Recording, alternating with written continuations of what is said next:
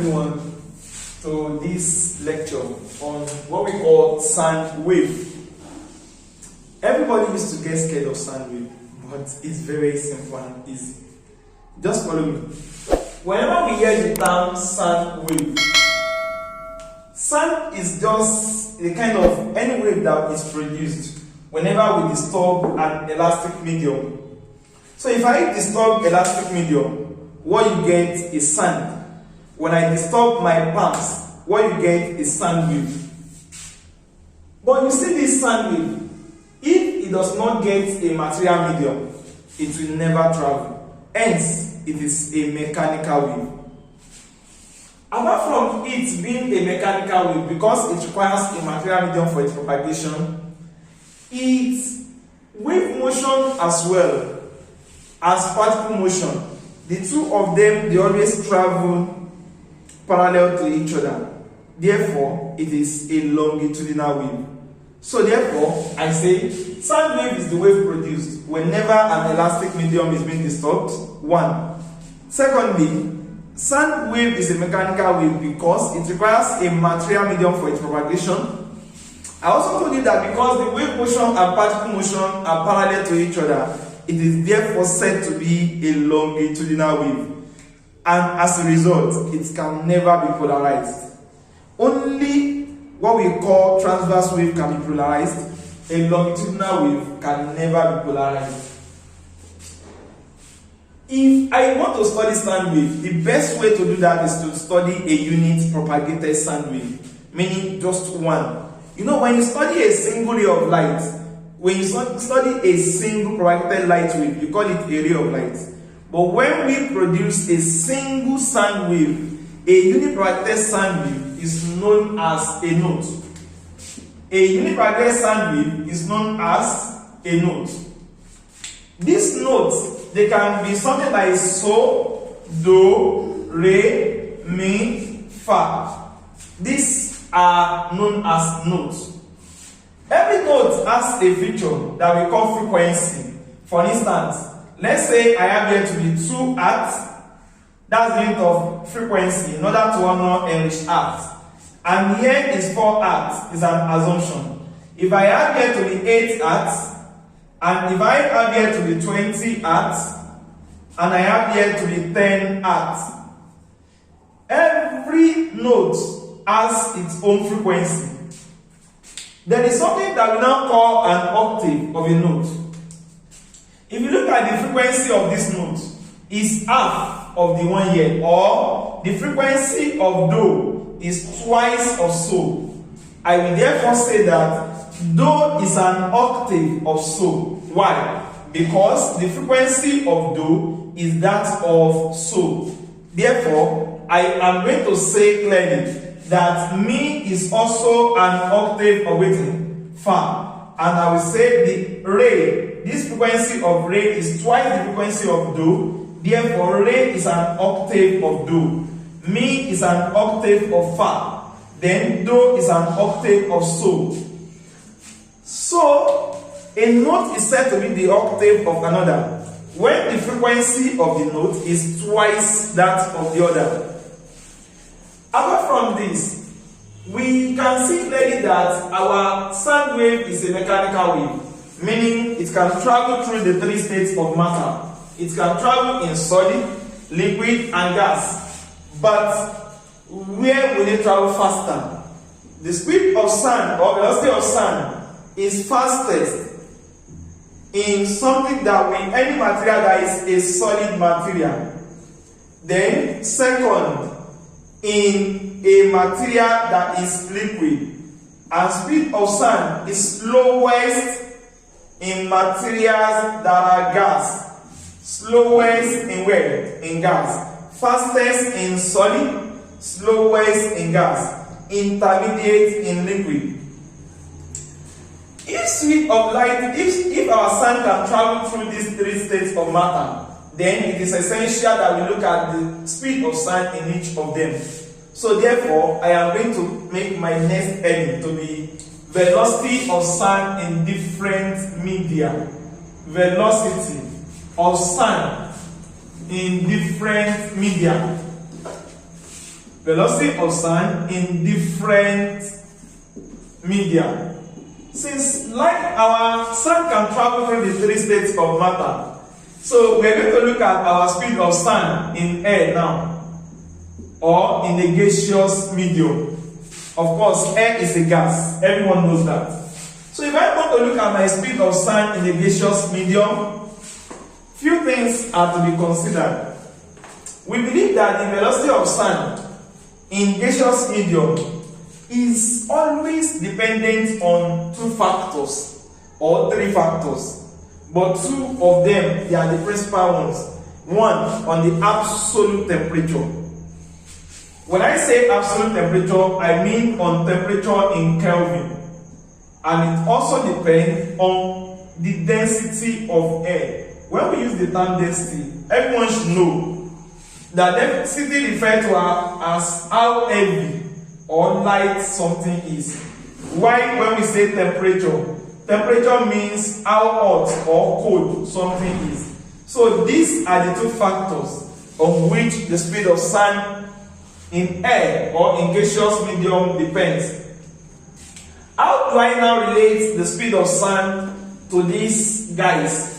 Number one, we want to say that speed of sound in gaseous medium. That's how we start our heading. Then I will now say the speed of sound in gaseous medium is directly proportional to the square root of the absolute temperature in Kelvin. And the speed of sound in gaseous medium is inversely proportional to the square root of the density of the gaseous medium. Inversely proportional to the square root, if rho is my density, of density in the gaseous medium. So we can match the two equations together, and then we get something like velocity of sound in gaseous medium is directly proportional to the square root of the absolute temperature, but inversely proportional to the square root of its density. So if I solve these two equations separately, of course, I can get something reasonable like velocity of sound in gaseous medium is directly proportional to the square root of the absolute temperature. So by removing this proportionality sign and introducing an equality sign, I can clearly say that velocity of sound equals to K constant, square root of temperature in Kelvin. That's the absolute temperature. By making K subject of formula, we have V1 over square root of absolute temperature 1 equals to velocity 2 over square root of the absolute temperature 2. So all I need to just know is that this temperature must always be in Kelvin and never in degrees C. So we're going to look at one of the questions that we have on the board here, and we're going to apply this formula to solve that. So looking at our question 1 and 2, the question says that which of the following factors affect the speed of sound in air? Number 1, absolute temperature. That's correct. Then pressure do not affect the speed of sound in air. Our frequency does not also affect the speed of sound in air. So only absolute temperature will affect the speed of sound in air. So Roman figure 1 is the only factor. Then let's look at the second question. What is the velocity of sound at 100 degrees if the velocity of sound at 0 degree is this? So meaning that when we are having 0 degree, we got this. Now we have increased temperature to 100 degree. What is the speed of sound at this temperature? Will it increase? Will it reduce? Of course, we expect it to increase. So automatically, by thinking about it again, the velocity of sound in air is directly proportional to the square root of the absolute temperature.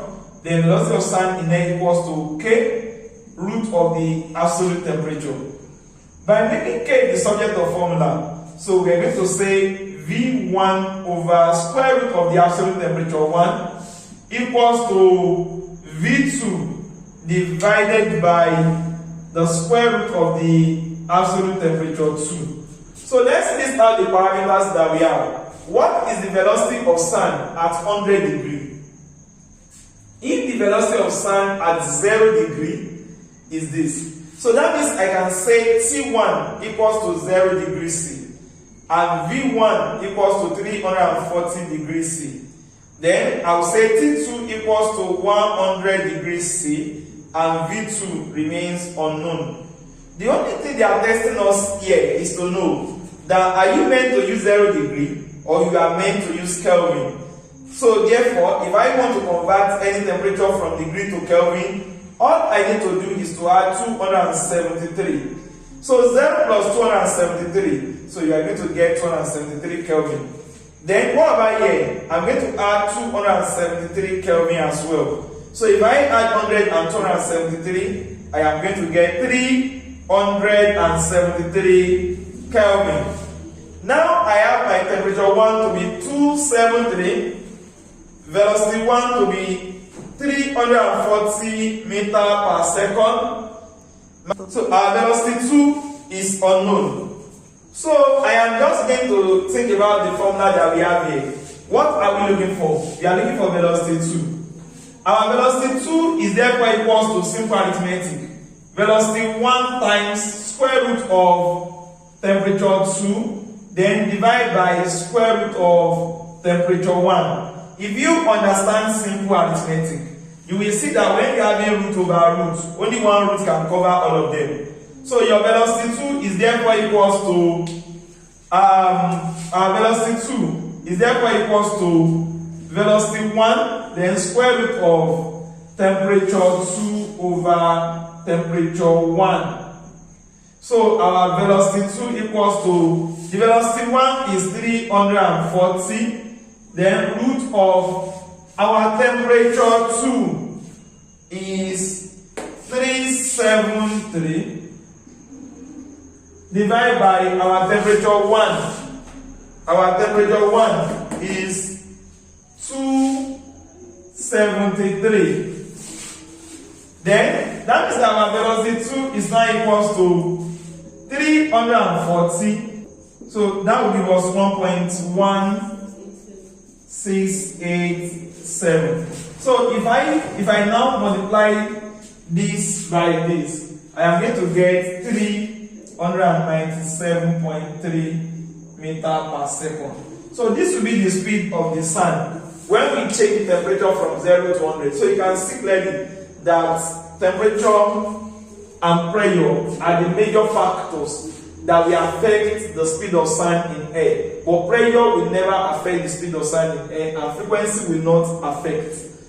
So there are other characteristics that frequency will affect. So when we get to the characteristics of those notes. Okay? So this is how we deal with the speed of sound in air. Now, in our next phase of the work now, we want to quickly look at some of the applications, some of the things that are necessary for us to get under this. You see, we have dealt with speed of sound in air. Then I can quickly link one of the applications that we have. And this application of sound is in something that we call musical instruments. In case of musical instruments, we have about 3 kinds of musical instruments. Some of them they deal with a solid, some of them they deal with elastic surface, and while some of them they deal with vibration of air within a column. So during a football match, a referee will place a kind of material that have hole that has been manipulated with a simple ball inside, and it will now release air. It will forcefully blow air into it. What will happen is that the air will resonate, and as they hit each other, they produce a very loud sound. We can convert this into what we call music, and that means that one of our musical instruments that we are going to study now is something that we call pipe. So pipes are musical instruments. An example of a case whereby we use pipe as musical instrument is in the case of flute. Then you might come across something in exam. They might ask you that which of them will give you the purest note. Pipe will not give you a pure note. Music will not give you a pure note. Nothing gives pure note, but only something that looks like this. And this thing is what we call tuning fork. So only a tuning fork can give you a pure note. And that is why we employ them in our laboratory experiment. So here, I quickly want us to study what we call pipe under speed of sound in air. Because the reason why I am placing pipe under air is because the region that we are vibrating in the pipe is air that occupies it. Imagine a case whereby I cover the tip of this thing and I blow. You will not hear any sound. But if I blow this, you will hear a sound that will even be ultrasonic, that you have to block your ear. So in case you don't know, we have something that we call infrasonic sound wave, and we have something that we call ultrasonic sound wave. This ultrasonic sound wave, we do believe that is any sound that have a frequency that is higher than what human being can hear. And this is any frequency that is 20 kilohertz and above. Is said to be ultrasonic sound wave with high level of audibility. So you and I cannot hear that one. Then there is another one again that we call infrasonic sound wave with a low level of audibility. In this case, we are talking about something that is less than, when it's less than 20 hertz, human being cannot hear that. So what we can hear is a sound that is between 20 hertz and 20 kilohertz. Anything below, we cannot hear. It is called infrasonic sound wave with low level of audibility, and anything above is called ultrasonic sound wave with high level of audibility. So let's come back to our pipe now. There are two types of pipe. There are basically two types of pipe. One of them is called closed pipe, and the other one is called an open pipe. A pipe is said to be a closed pipe when it is closed at one end. A pipe like this is a closed pipe. While a pipe is said to be an open pipe when it is not closed at all, meaning when it is opened at both ends, it's said to be an open pipe. So let's start and move a little bit on what we call a closed pipe. Whenever you try to disturb the air that is in this pipe, everything here will vibrate. And what is vibrating? The length of the air column that can vibrate depends on how long the pipe is. If the pipe is very long or short, it will affect the kind of vibration that we occur in it. So if I take care to be the length of my pipe, then let me call the length of that my pipe L. Any vibration that I want to do here, it depends on something that we call loud sound, on something we call vibration. When I produce sound, for me to hear the first loud sound, I'm going to call that one fundamental vibration. If I hear another loud sound, which is possible, then I will now say that that one is no longer fundamental, but it is now second vibration.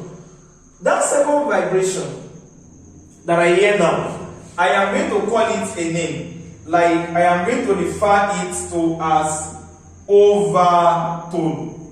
I'm going to call it overtone. So I will start by looking at, under this overtone, I'll first look at something that we call fundamental. So I am going to look at what we call fundamental overtone. If I want to study a fundamental overtone is the very first overtone that I obtain in my pipe. And this will happen. If you look at here, it's an open end, and here it's closed. There will be highest vibration at the open, but there won't be any vibration here. If there is no vibration, we say no displacement. I call it node. But here that there is maximum vibration, it is against this one. So I am going to call it antinode. So the very first vibration in a closed pipe is an antinode to node vibration. It is an antinode to node vibration. So, and if I assume that this is the length of the pipe, you can see clearly that from here to here is also from here to here. So I can now say that the fundamental overtone of a closed pipe, it is a node to antinode vibration. So the length of this pipe is going to give me node to antinode.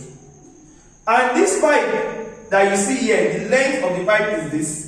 In advanced work, there's something they call end correction, but we always neglect it in our work. What I mean by end correction is, imagine this pipe with me now. If I send a vibration into this pipe, if I vibrate the air in the pipe, there is no how the air in the pipe will link with little air out of this pipe. That is, the length of air that we vibrate is usually more than the length of the pipe that we are discussing. So that little adjustment that we are having now, this little increase, can you see that it is already affecting the length that I'm using? So I call it small e, and that is called end correction. In most of O-level work, we always assume that the end correction should be neglected or it should be forgotten. Otherwise, we will have added it to the length that we have here. So let's assume that we have neglected our end correction. The very first vibration in a closed pipe is a what? A node to antinode vibration, and is equal to the length of the pipe. What is now a node to antinode? If you understand little thing about wave, you see that when you propagate your wave, something like this that I've done here, this is called a wavelength. It is a wavelength because from here to here there is no vibration, so I call it a node. But here there is maximum vibration amplitude, so I call it antinode. And here there is no vibration again. Here there is maximum vibration. And here there is zero vibration again, I call it node. So if you look at what I have from here, a node to antinode plus antinode to node, from here to here is half of a sample. From here to here is 1/4 of a sample. So every node to antinode means lambda over 4, where lambda is a sample.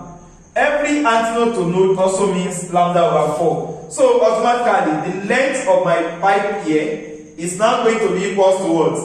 Lambda over 4. So if I need to calculate the lambda here, it is simple. My lambda is now going to give me what? 4L. This is the wavelength of the fundamental vibration in a closed pipe. Lambda equals to 4L. Now, we need to make little assumption, an agreement here. Because if you remember the general equation that we write for a wave, we believe that V equals to what? F lambda. I don't know. If V is F lambda, then the frequency that we have here too, because what we have here is actually the frequency here. So the frequency that we get here will now be called fundamental frequency. And that will give us V over lambda. Now, you all know what your lambda is. You are going to take away lambda and put what there? 4L. Therefore, the frequency of the fundamental nodes in the closed pipe is equals to V over 4L. So we should all pay attention to that the frequency of our fundamental nodes in a closed pipe is what? Is V over 4 length of the given pipe. So we are going to look at, what about when we are not having fundamental again? What about when we are having the first overtone now? You know, the last one that we did, that we got F naught, we call it fundamental overtone. So we are going to look at first overtone now. Our first overtone is going to be F1. That's first overtone. What we have when we have our first overtone in a closed pipe? Remember, a closed pipe is taken to be like this. It has a particular length. When it was fundamental, it was from here to here once. But now we are going to have something that looks like this. Then we're going to have something that looks like this. So this will be our first overtone. This is fundamental, if you remember. So there will be additional loop. So in one exam, I saw in one exam, they said how many loops do we have in our first overtone for a closed pipe? There is only one loop. So what we have from here, if you can remember, there is no vibration here, so you call it what? A node. What about at the middle of that node? There must be an antnode. Then there must be no vibration here again, and there must be maximum vibration here. Remember that your pipe has a particular length, right? So neglecting the end correction, I believe you all know the meaning of end correction by now. So what are you going to have? Do you believe that from here to here is also from here to here? So therefore, the length now is going to be equal to from here to here, right? Node to antnode plus from here to here, antnode to node plus from here to here, node to antnode. So therefore, the length is going to give us 3 of them, right? If each of them is lambda over 4 plus lambda over 4 plus lambda over 4. So at the end of the day, what am I going to have? The length of the pipe will be equal to 3 lambda over 4. Then, if I want to make lambda the subject of the formula, I will cross multiply. 4n equals to 3 lambda. Then, in order to get lambda, I divide both sides by 3. Right? So the lambda for our first overtone, the wavelength is equals to 4n over 3. That is what we are going to get when we do that. But then we are after the frequency of the first overtone. How do we go about that? Frequency is going to give us V over lambda. I believe we remember that. And then the frequency of the first overtone, F1, is going to give us our V remain V, because speed of sound in air is also speed of sound in pipe. Since it's air column that are vibrating, then what are we going to put here at the point of our lambda? Instead of writing lambda, I'll write what? 4n divided by 3. If you know simple arithmetic, we can actually turn this, and our F1 is going to give us 3V over 4L. You can see clearly that this is the frequency of our first overtone. If I decide to continue here now, there's something relating this guy and this guy together. This guy has 4 V over 4L, right? Then I can bring something out. Then I can now say F1 equals to what I have here. If I bring 3 out and I say bracket V over 4L, you should all agree that is the same as this F1. I've not changed anything. Then what is V over 4L? I can now say that's F naught. Therefore, F1 equals to 3F naught. So this is our first overtone. Then, if you are not doing your second overtone, third overtone, fourth overtone, you can now think about what next to do. Now, you can see that what we call overtone. Overtone is a multiple of harmonic. For instance, my F1 here is 3 times of F naught. I'm going to call this harmonic. So I can say that this guy is my fundamental overtone or first harmonic. So this my first overtone now is going to give me how many harmonic? 3 harmonic. So my fundamental overtone is 1 harmonic. My first overtone is 3 harmonic. So I'll give you a class work, then you will try that yourself. So you can write that and drop the solution that you get in the comment section. So I'm going to give you the next one now. I'll give you just tell me how many loops you have for your closed pipe when you are having third overtone. For third overtone, how many harmonics? How many harmonics? Remember, overtones are multiples of harmonics. So that's your question 1. Then question 2. Your fourth overtone. How many harmonics? So drop the answers in the comment section and see how far you have gone. So you can try to drop that and also tell me the number of loops that you have here when you do that. So this is all that we have under our closed pipe. But when we talk about the open pipe, the case will be a bit different from what we have under closed pipe. In our open pipe is a pipe that is open at both ends. Meaning what you have here is antinode and what you have here is antinode. But you need to know that you can never go from antinode to antinode without mixing a node at the middle. So therefore, for our closed pipe, if I want to start with a fundamental overtone, my fundamental overtone now, my fundamental overtone and its frequency. In order to obtain that, I have my open pipe, and then for the open pipe, I am going to have something like antinode there, but there must be a node at the middle. So therefore, you draw something of this type. So here, you can see here is an antinode and here is an antinode, but remember, there must always be a node at the middle. So if I look at the length of the pipe that we are considering, you can see there will be little bit extension of air that will be vibrating here. So we have end correction here. What about here too? We're going to have another end correction, right? So in the case whereby we are putting these end corrections into consideration, so I will say length of the pipe plus end correction and end correction. So it will have been the total length of the air vibrating will have been length of the pipe plus 2 end correction.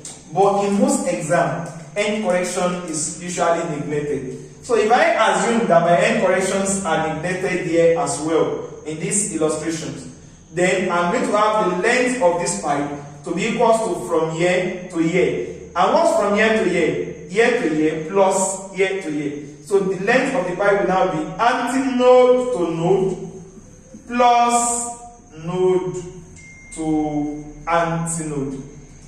If we look at this, our antinode to node is always lambda over 4 plus lambda over 4. So the length of the pipe is now going to give us 2, right? 2 lambda over 4, here 2 and here 1. So therefore, the length of this is now going to be lambda over 2. So for a closed pipe, for an open pipe, my lambda will now be equal to 2L. All you need to remember is also the equation of the wave that says that V equals to F lambda. And from here, my F, remember we are dealing with fundamental here, equals to, what do we have? V over lambda. And what's a lambda? A lambda is 2L. Therefore, F naught equals to V over 2L. So this is the frequency that we have whenever we are sounding a fundamental note or fundamental overtone in an open pipe. F naught, frequency of the fundamental note, equals to velocity of sound in air over 2 length of the given pipe.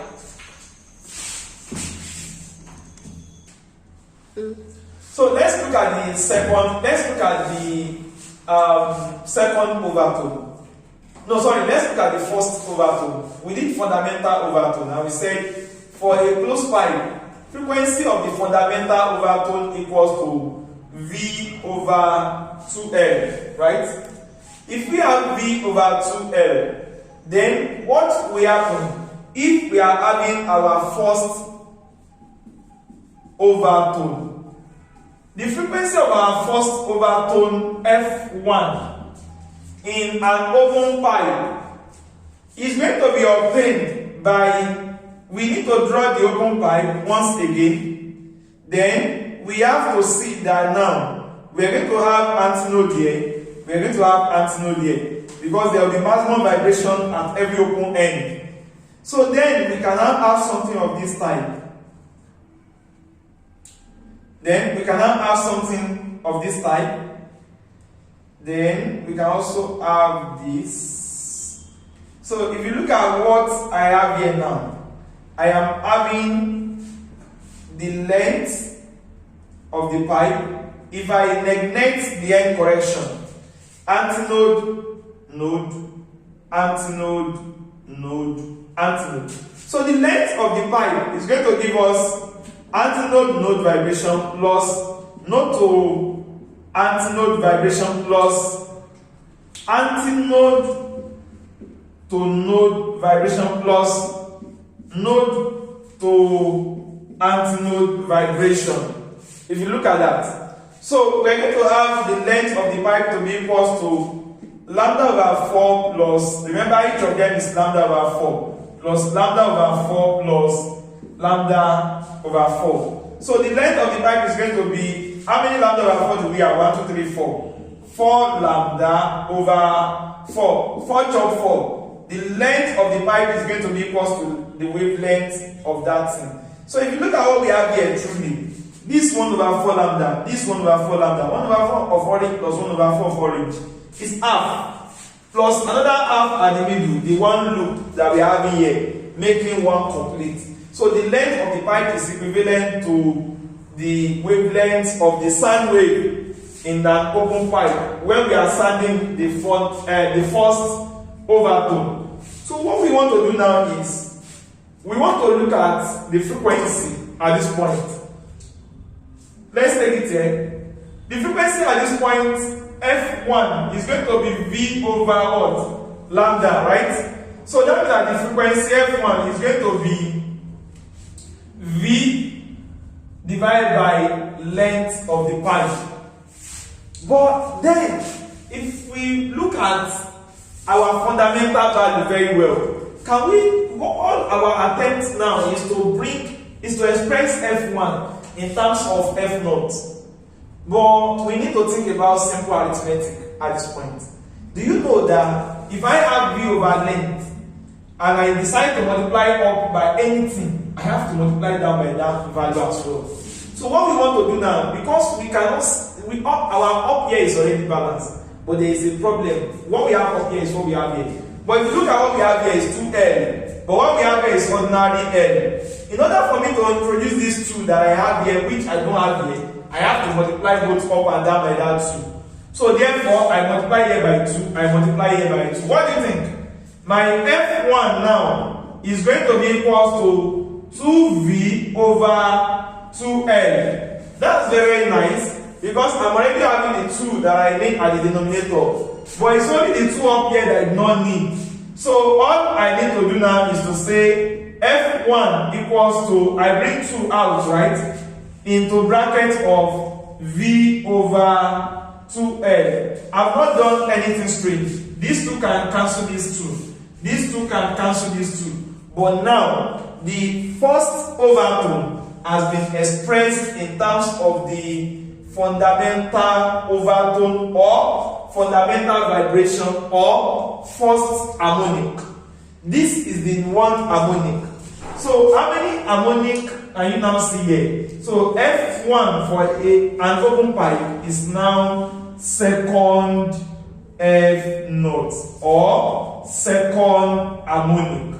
But for a closed pipe, if you remember once again, our F1 is equals to 3 F notes. So I'm going to solve a lot of examples, but before then, I want you guys to still drop whatever you have already observed in your own solution in the comment section. Now look at, I want you guys to do, I've done the first overtone. So as your classwork, I want you to do second overtone, third, fourth, and fifth overtone for our open pipe. Okay? So let's look at the question that we have here. An organ pipe open at both ends has a fundamental frequency of 400 Hz. The frequency of the second overtone is, well, if you that means that you need to understand how fundamental is related to other harmonics that we have. And you can see that when the organ pipe is open at both ends, what does that mean? That means that that pipe that they are talking about is a what? Is an open pipe, Abby. So in an open pipe, what is our F0 in an open pipe? Our F naught is V over 2L. Have you now? In an open pipe. Why for a closed pipe? For our, this is open pipe, F naught. Why for our F naught equals to V over 4L? This is what happened in our closed pipe. Then for our open pipe, our first overtone, as we showed earlier, you can quickly backward the video to check that. Our F1 is given to be 2F naught. If you remember, then from the given assignment given to you, if you do the next one, you will see that your F2 is going to give you 3F naught. Your F3 is going to give you 4F naught. For an open pipe, our first overtone is 2, is second harmonic. Our second overtone is third harmonic. The value will be increasing by 1. Therefore, I can generate a general sequence. If you do little arithmetic in your school, you can see clearly here that my F that I don't know its value for an open pipe is the same. If N is maybe 1, 2, or 3, you can see that it's going to be the value of that N, right? It's going to be that N, then plus 1, then all into bracket of F naught. Think about it. If my N is 2, here will be 2, here will be 2 plus 1, 3F naught. That's correct. If my N is 1, here is going to be 1 plus 1, making 2F naught, correct. What about if my N is 0, here will be 0, here will be 0, 0 plus 1, 1 times F naught. So this sequence is valid for our open pipe. You can think about that. So this question is asking about open pipe. I want you guys to generate the sequence the same way I generated one here for the closed pipe, and drop whatever you get in the comment section. And then you can solve problem. Anyone you do not get, drop in the comment section, we check that together. So an organ like that is open. This is our F naught. You can see fundamental frequency of an open pipe. So F naught equals to 400 Hz for our open pipe. They now ask for second overtone. Second overtone is F2, and second overtone is what? Is N plus 1 into F naught. So F2 is now equals to, where N equals to 2, right? So I'm going to have 2 plus 1, 3 F naught. So this is the solution to the given problem above. In this example 2, you can try to solve this problem too first. Pause the video and solve the problem yourself. Now compare your solution to whatever we get at the end. So now, what do you get? How do you solve your problem? Now compare to the way we have our own. If the fundamental frequency of a closed pipe, so now we are dealing with a closed pipe organ. On a day when the speed of sound is this, remember that the speed of sound in air at that time is also the speed of sound in your pipe, because what vibrates in your pipe is also air. So therefore, the same speed that you have here is also what you have in your pipe. Is this the frequency?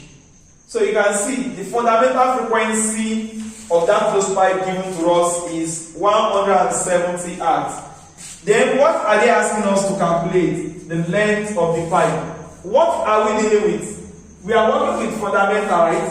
And I know already that for my fundamental and for my closed pipe, like this what I am expected to get, a node and what? Antinode. And the length of my pipe should be equals to, the length of my pipe should be equals to node to antinode. The length of my pipe should be equals to lambda over 4. So, and according to that, my lambda should be equals to 4L. So now I am looking for the length of the pipe.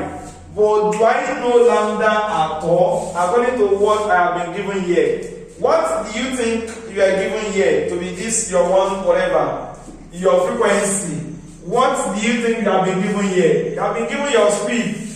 So it's very simple to get your wavelength. If you know speed and this, which equation will I remember?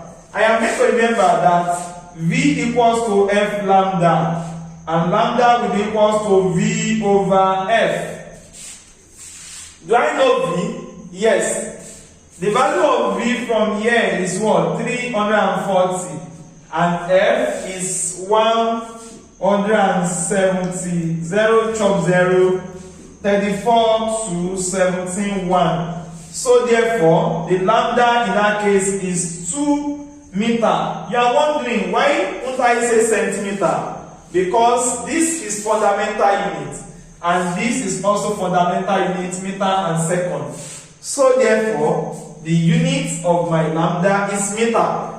If I know lambda, can I get length? Yes, because lambda equals to 4L. Yes, lambda equals to 4L. And what's the value of my lambda that I got? So therefore, length equals to lambda over 4. That's true. That makes a lot of sense. So through that, your length can now be equals to, what is your lambda?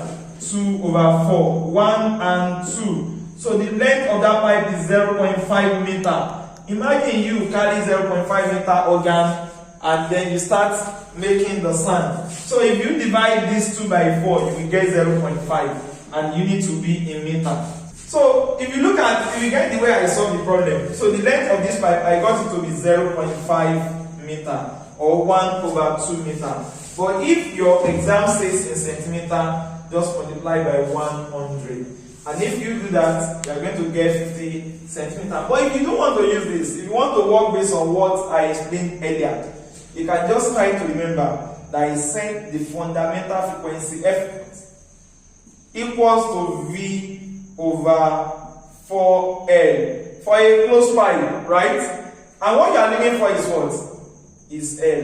So make L subject of formula. You are going to get, this over 1. You're going to get V divided by 4F naught.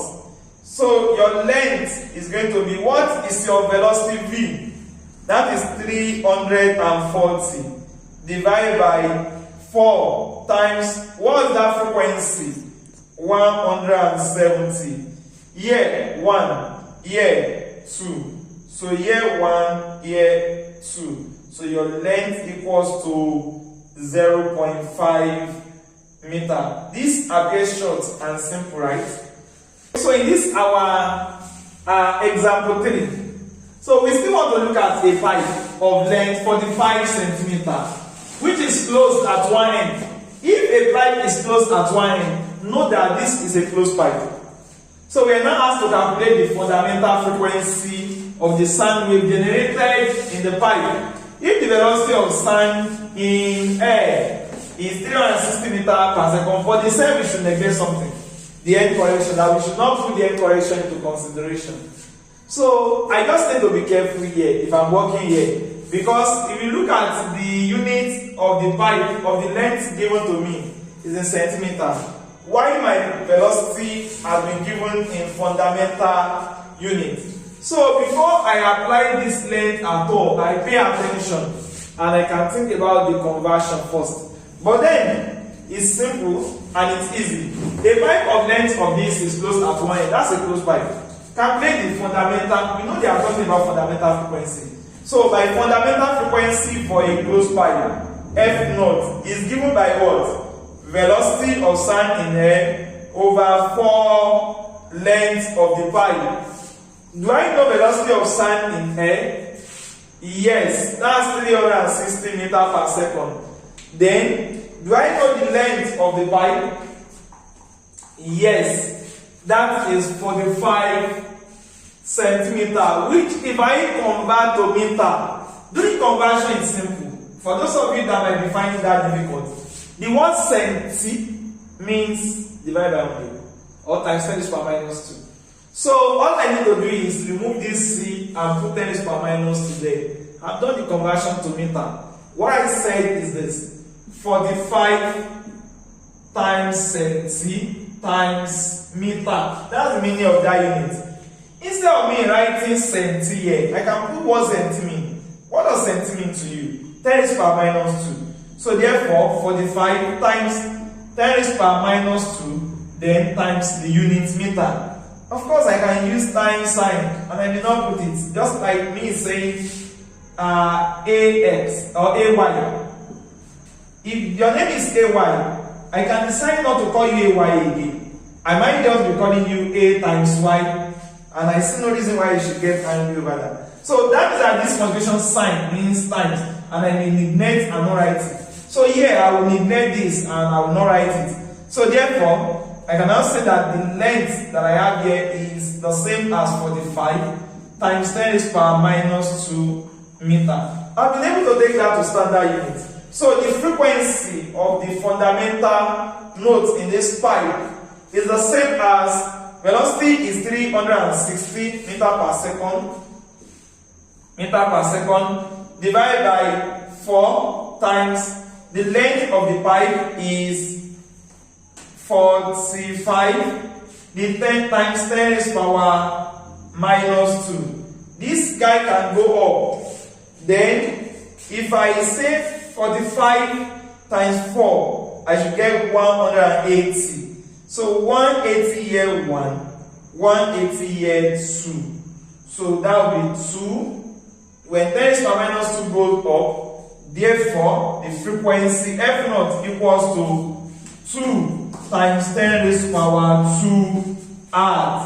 Okay, so here in the next example that we have here, we want to look at something they call resonance tube experiment.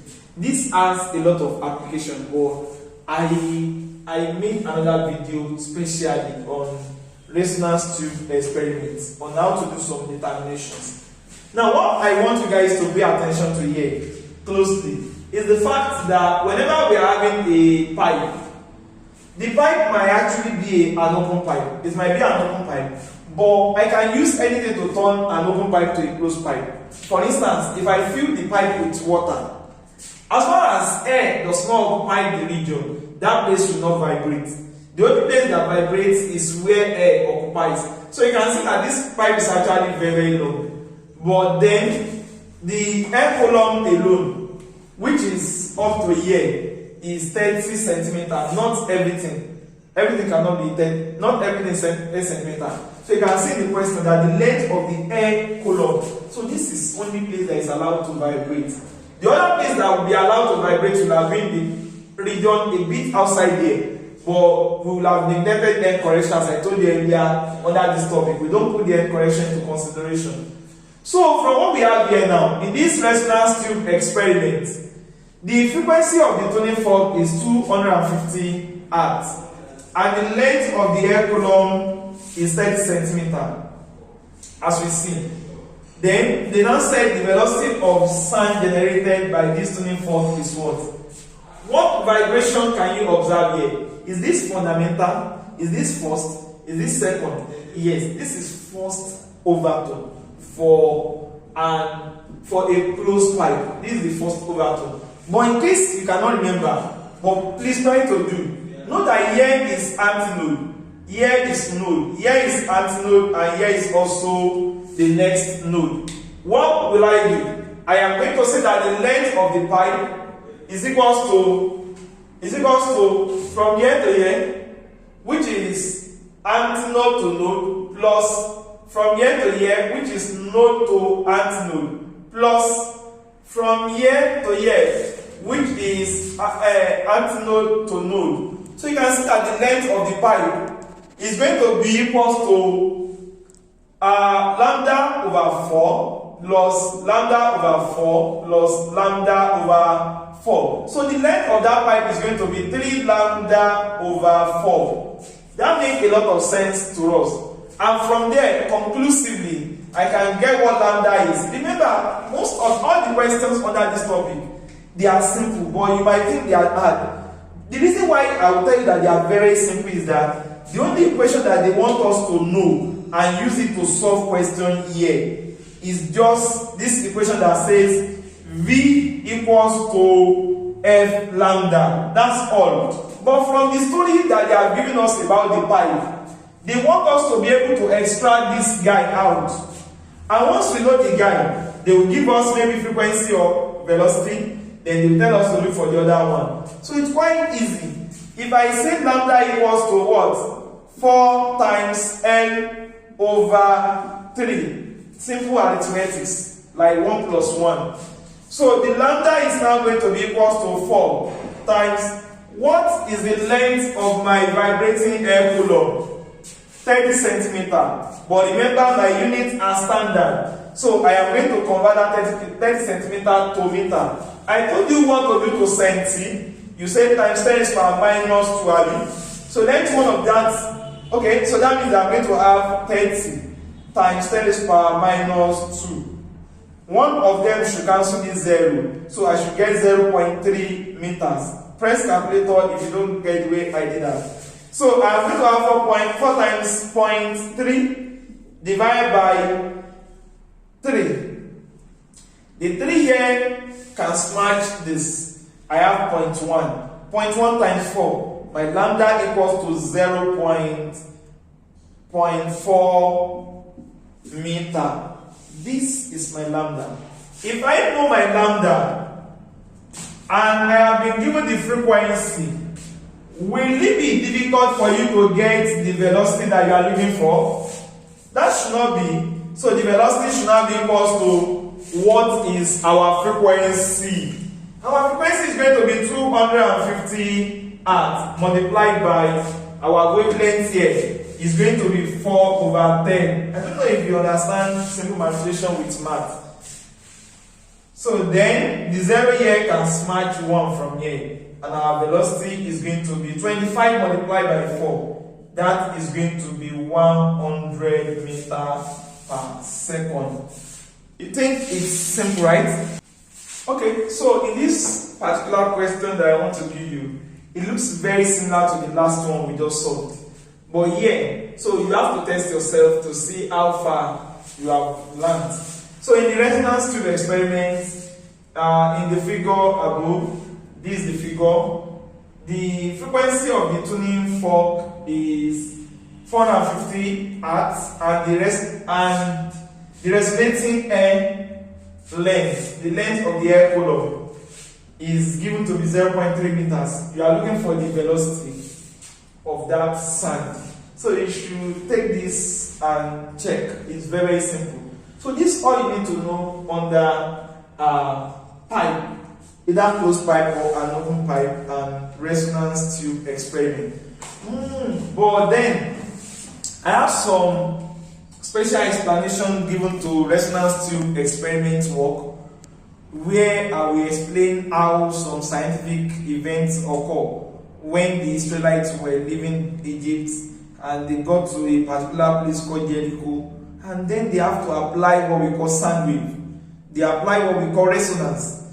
If you are able to set a body into vibration with its own natural frequency, the body will collapse. That was exactly what happened to the wall of the Jericho, scientists of the time.